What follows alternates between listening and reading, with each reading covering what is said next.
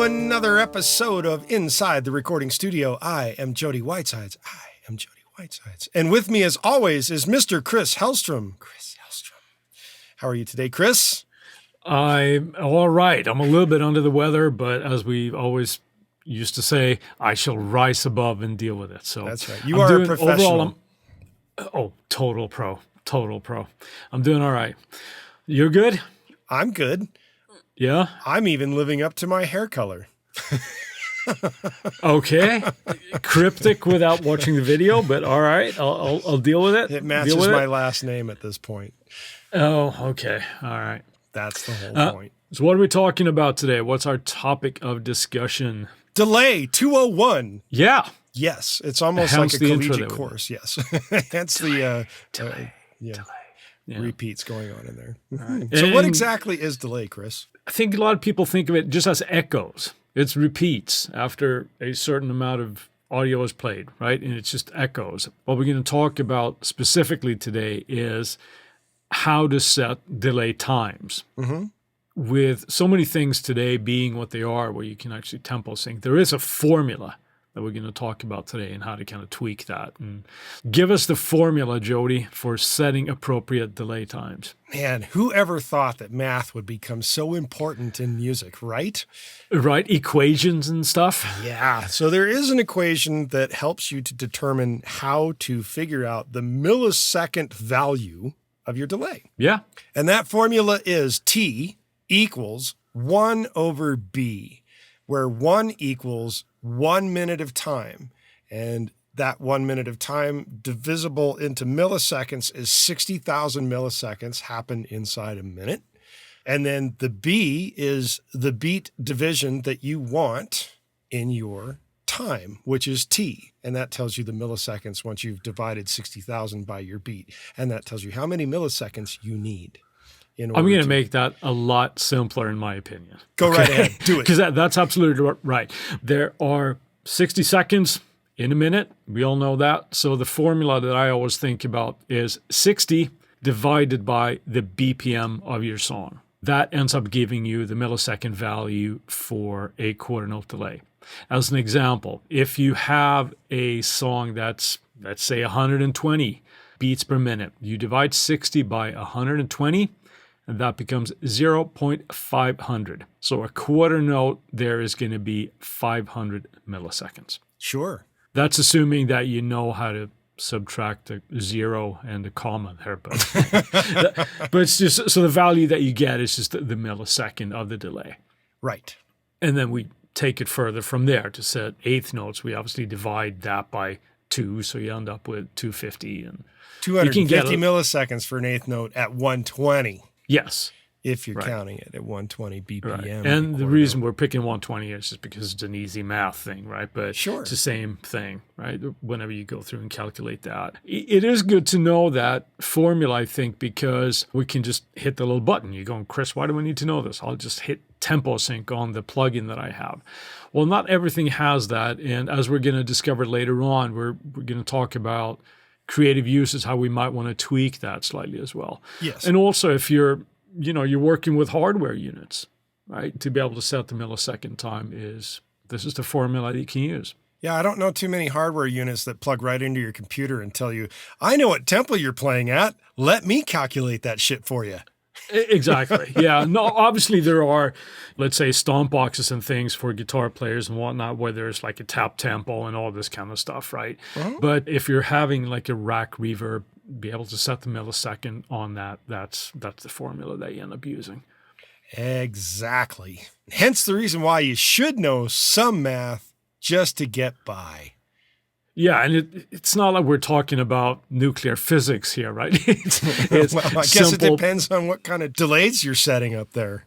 Yeah, it's a simple formula, and that we can at least take the guesswork out. And again, just to get a little bit more creative with it.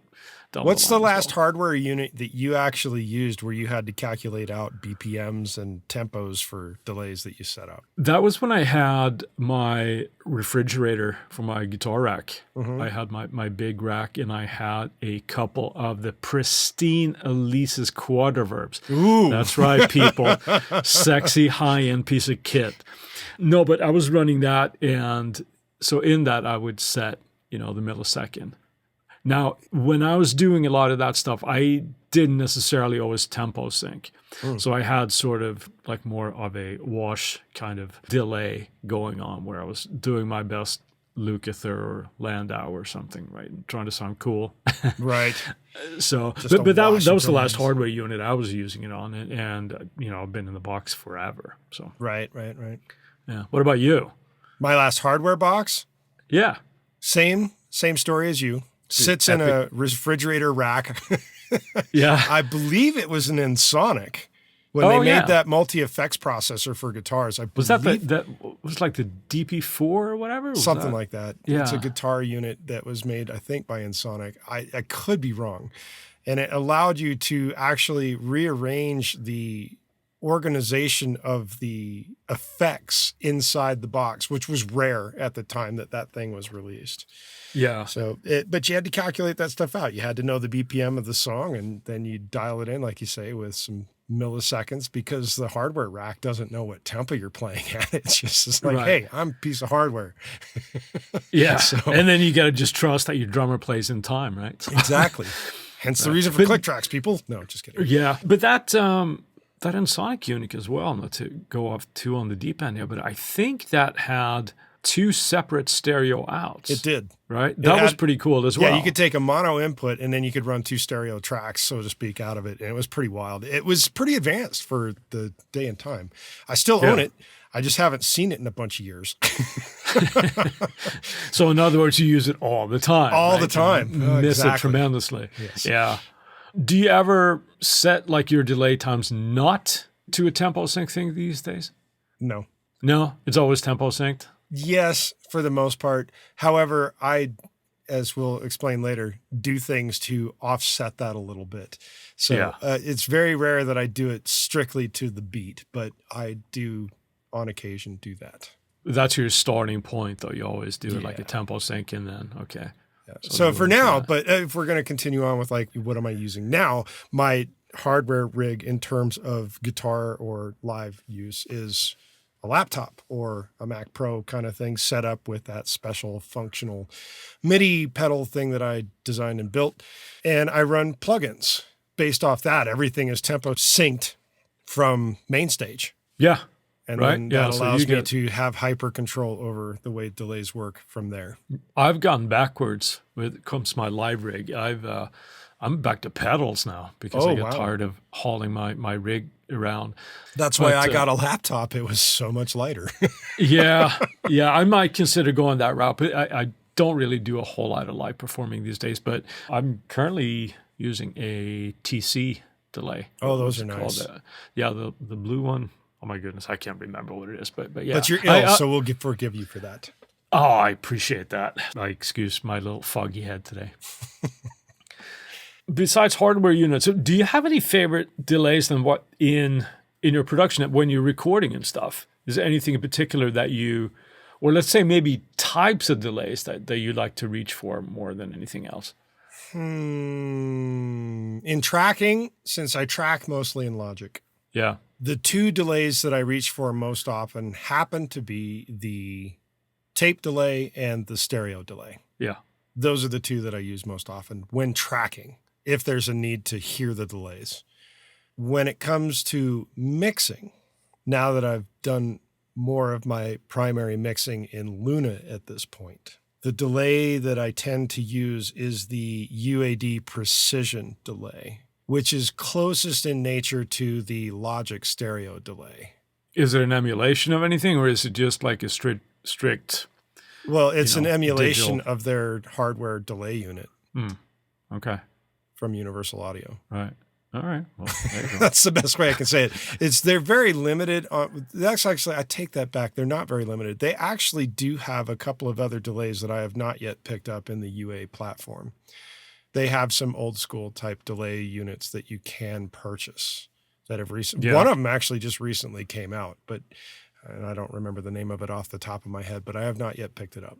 Okay, fair enough. Yeah. Tend to go for more like mono delays or stereo delays or any other kind of incarnation of that. Or, I mean, I know it's program dependent here, but It's always program dependent. So I'm going to pick up my glass right now and have a drink. Cheers. I'll do the same. Mm-hmm. Yes, program dependent. If we're going to start running the different types of delay, here's a little rundown of things so that people can understand what we're talking about here. We've got mono delays, which means you've got one sound source delaying and it's staying one sound source as it echoes off into the delay abyss. Then you have stereo delays, which is taking either a mono or stereo signal and then delaying that with two delays. And you can pan those generally in various forms. Then we have tap delays, which allows you to choose how many actual repeats you want. And hence it's kind of a tapping thing. And then you can set each tap to be whatever time frame away from the original sound source you want. Then there's echo delays, which is awful similar to a mono delay.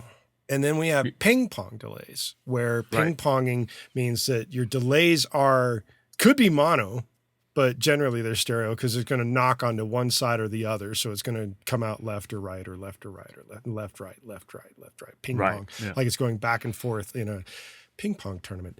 And then there's tape delays and there's other kinds of specialized delays. And with tape delay, it's similar to mono delays and such, where it's trying to emulate the concept of, say, an echoplex, which was an actual tape machine that had a loop of tape in it that would play at a certain speed. And that would give you the delay from your original signal. Now, your delay amount would be how long your damn tape was.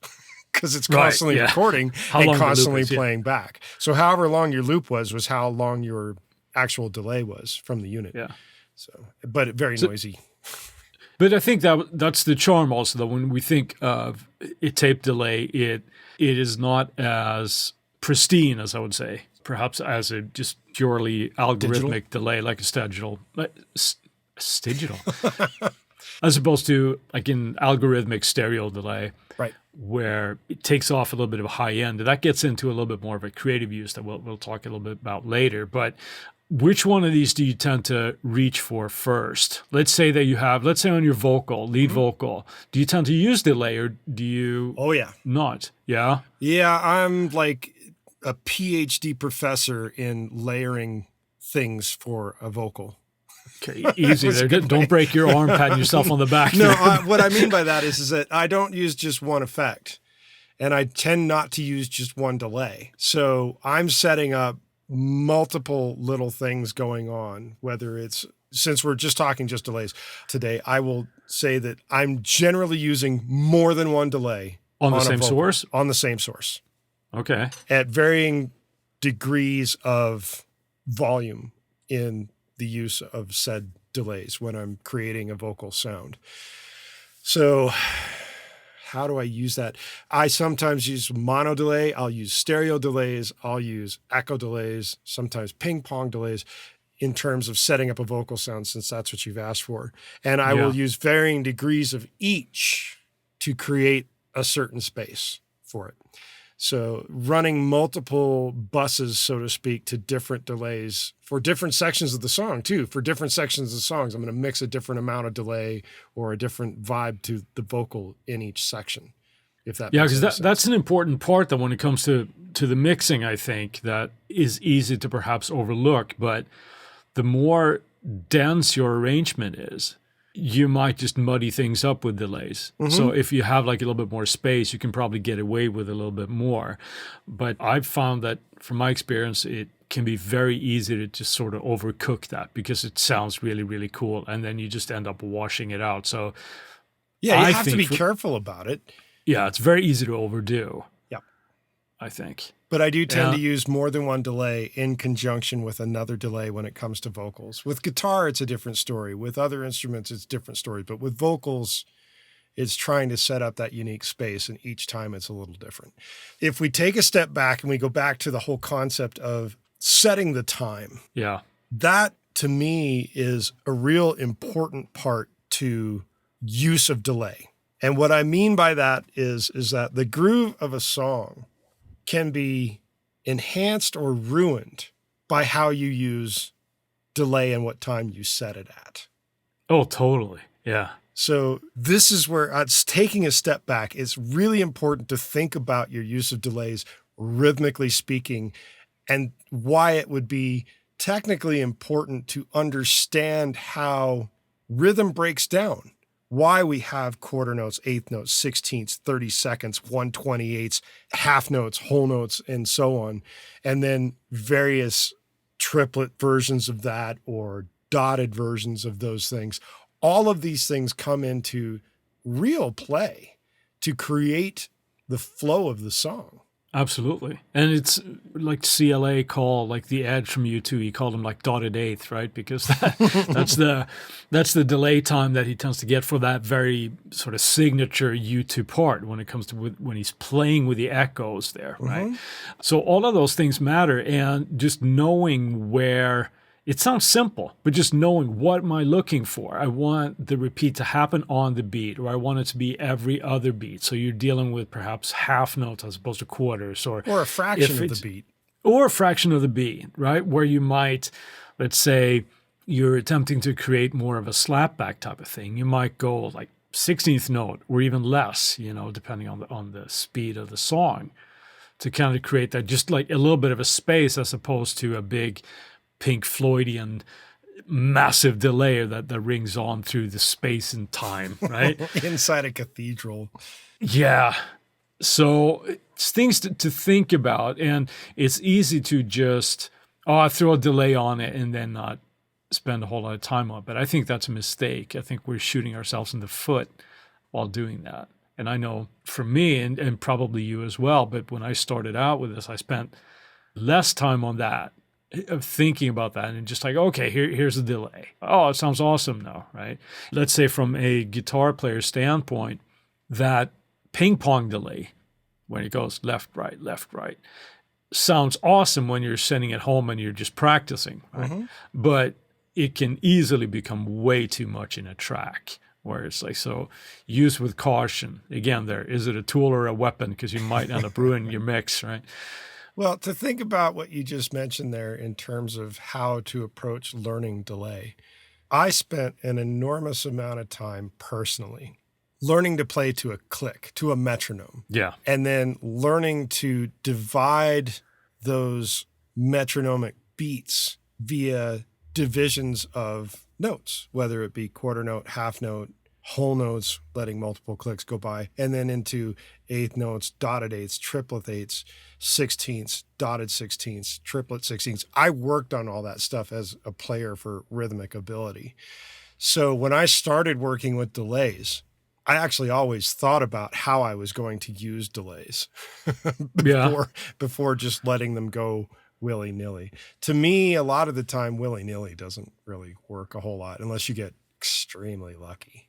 Yeah, but I think everybody also gets that part in the beginning when we kind of get a pass and it's just experimentation, right? When we just throw it on and see, okay, well, this sounds awesome. Lots of regeneration, lots of echoes, and it sounds fantastic. And then you wonder, what happened to my synth line in the mixer? It's just buried now. It just went bye-bye. And with that, let's take a quick word from our sponsors, and when we come back, we'll talk about creative uses. All right, we're back, and we're going to start talking about the more creative uses of delay. So, Chris, you were talking about a synth suddenly getting lost in the forest of delays when you're probably doing something with another instrument and a whole lot of it. What is an example of what you're saying? Well, I think, it's just kind of overdoing it, making it too wet. And unless you have a very sparse arrangement, it just turns into this bland soup of noise. It's very little definition. So I think just when we start adding delays to our sound, have a purpose what it is that you're attempting to do. Are we creating a sense of space, or are we creating a rhythmic effect? Mm-hmm. Just like I mentioned, The Edge or U2, I think it's other bands, of course, as well, like Angels and Airwaves, and Tom DeLonge does this all the time, right? Or your favorite guitar player, as you mentioned earlier, Steve Lukather. Yeah, but even Steve is, less of a rhythmic thing, and I think it's just his sound where it just creates space, where it isn't necessarily tempo synced. I think actually from his live rig that he has a couple of delays that are constantly set at the same value. So no matter what the tempo, it's just same value. Yeah, exactly. Just to kind of create that space. I think Eric Johnson's kind of the same way because he takes actual echo plexes out on the road, which is just nuts to me. But Eric Johnson is a special case. Yeah, he is. Talk about audiophile, Yeah. It's easy to overdo, I think, but to get creative with it is, I think, the first thing to do, and we sort of touched on this when you mentioned tape delay, how it has a certain quality to it, where it's not that super pristine sound. So the first thing that I do just about all the time, and I don't think it's just about, I think I do this all the time, is I use an EQ on the delay return, where I frequently will carve off a lot of high end and a lot of times also low end, just so that delay doesn't take up all that much space in the mix and it just kind of muddies stuff up. Right. So that's the first one that I tend to think about. So do you use that with an EQ after your delay plugin or your delay unit, or do you actually use the EQ that's inside your delays? My favorite delay at the moment, which is repeater, has it built in. Okay. So in that case, I tend to just use that. Okay. The Logic one does as well. Yes. So I do that as well. Should it not have that, I will slap just a regular EQ, probably like Logic's EQ, after the delay and just go from there if I need to. But that's a quick tip. I believe I did a Tuesday tip on this at one point where I showed that, and it was a vocal track. I believe it was your vocal actually, where I did just that. I just EQ'd the crap out of the delay return, because you can actually get away with having it a little bit louder when it's not so intrusive in all the frequencies. Right. That, I think, is just the first one. Don't be afraid to EQ your delay. I agree. And I'm sure you'll echo that. Yep. Yep. I echo that. Oh, look, it's almost like I planned that, but I did that. The one thing that I tend to do, especially when using stereo delays, is slightly offsetting one delay time from the other. And generally speaking, as a preference for myself, and I don't know if this is because I am left-handed or not, I tend to make the right-hand side slightly longer than the left-hand side, so that you get that spatial difference. But for some reason, I'm almost like 95% of the time, the left-hand side is closer to the actual sync tempo beat, and then the right-hand one is slightly delayed a little more. I don't know why I do that. Well, but I like the feel of it. It's cool. Yeah, it's just one of those things where, you like what you like, and it's just the way you do things. I do this similar thing if I have, let's say, 2 guitar tracks or 2 anything in my session. And it throws me off if the top one is not the one going left and the bottom one is not going right. If they were reversed, it would drive me crazy. Note to self, give Chris everything backwards to drive him crazy. Yeah. That's a good one. But when you do that, now I'll tell you how I do it later if I do it differently. Okay. But do you offset both, or do you just offset one? What do you mean by saying offset both? The stereo returns on the delays. So let's say that you're going for initially a quarter note, let's say, and you say that you tweak the milliseconds there a little bit. So I'm assuming you're going out of the tempo sync mode and just changing the milliseconds. Do you do it on just one side, or do you do the left and the right, offset that in different directions, I'm assuming? More often than not, I do both. Yes. So in other words, they're never 100% tempo synced together. And it's very rarely that I ever tempo sync one perfectly. Unless it's a sound source all by itself and it's not stepping on itself. But generally, most things step on themselves. So I slightly offset one, and then I slightly offset the other a bit more. And when you say slightly, how much are we talking about here? Oh, we're talking tens of milliseconds. It's not much. Yeah. It's very little. Yeah, that's exactly how I do it as well. I'll have it, I might tempo sync it 1st and then pop it into unsynced mode and take off 10 milliseconds of one and add it to the other. Well, I don't do it quite like that. Like if it's, let's say I'm doing a quarter note stereo repeat, and let's say it's 500 milliseconds, we're at 120. I will because probably... all music is at 120 as well, as we all know. All DAWs, when they open up, is at 120. Yeah. I will set the left side to probably at about 510.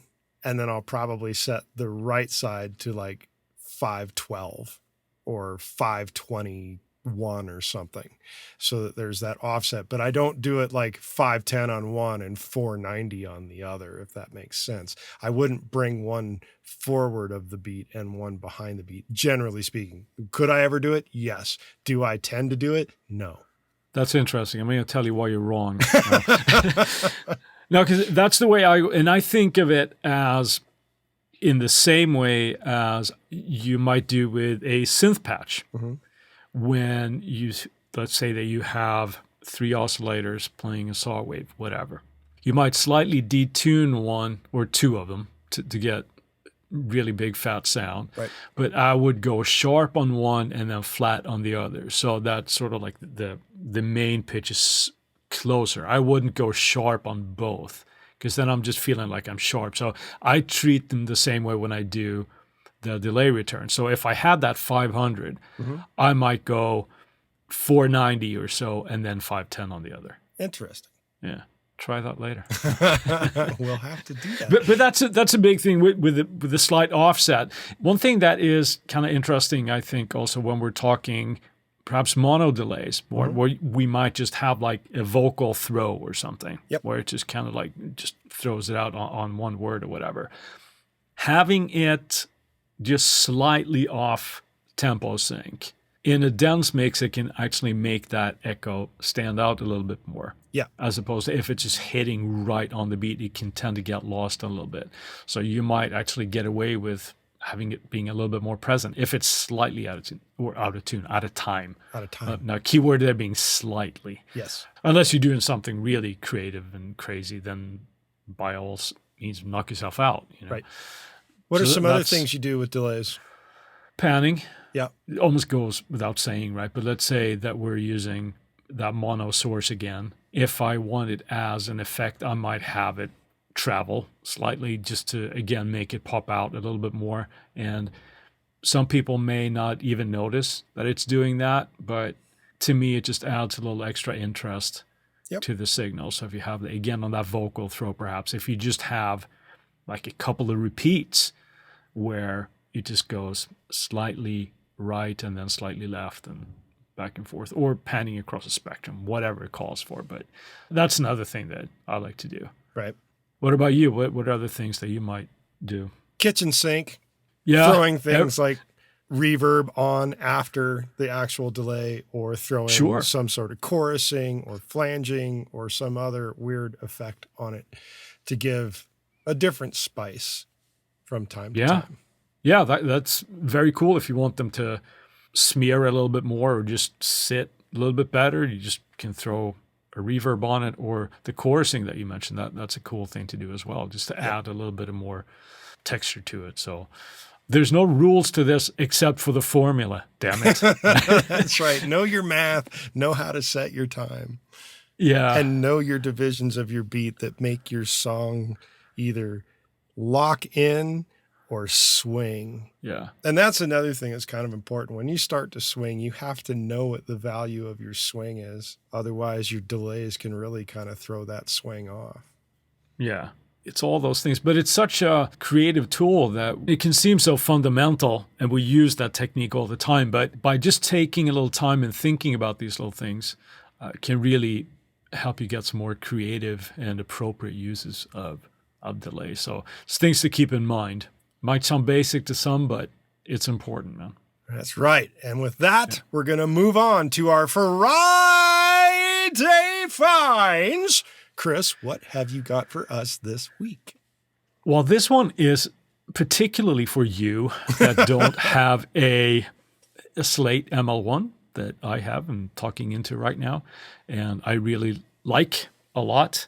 They're on sale for the rest of the year, I believe. As of the release of this particular As of the episode. release of this podcast, yes. We are in beginning of December here. So, yeah, so don't come back and go, well, Chris said it was on sale.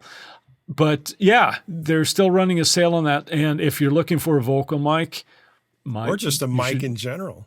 Or just a mic in general, yeah. It's, still on sale, so go grab one. And no, I'm not getting paid to say that, but I do love mine.